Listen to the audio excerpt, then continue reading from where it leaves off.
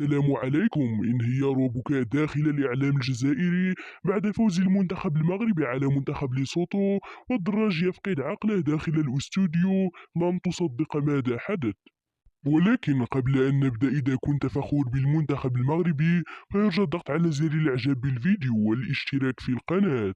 انتهت مباراة المنتخب المغربي ضد منتخب ليسوتو قبل قليل في تصفية كأس إفريقيا 2025 والمقامة بالمغرب، وذلك بفوز المنتخب المغربي الذي استطاع هزيمة أحد أقوى المنتخبات في هذه المجموعة وتصدر مجموعته. وهذا ما هز الإعلام والعالم، وأصبح هذه القنوات العربية والعالمية وأبرزهم القنوات الإعلامية الجزائرية، حيث صرح أسطورة كرة القدم الجزائرية علي بن شيخ على قناة الهداف الجزائرية وقال: أنا بصفتي جزائري فقد شجعت المنتخب المغربي من كل أعماق قلبي اليوم، لأنني أثق في قدرات هذا المنتخب العظيم، وأنا على يقين بأن المنتخب المغربي استحق الفوز اليوم، وكره من كره فالمنتخب المغربي سيظل أفضل وأقوى منتخب في القارة الأفريقية، وأنا أتحمل مسؤولية تصريحاتي. بينما صرح أسطورة التعليق حافظ الدراج لقناة الرياضية الجزائرية وقال: أنا على يقين أن هناك شيء غير طبيعي يحدث في هذه المباراة من جانب المنتخب المغربي،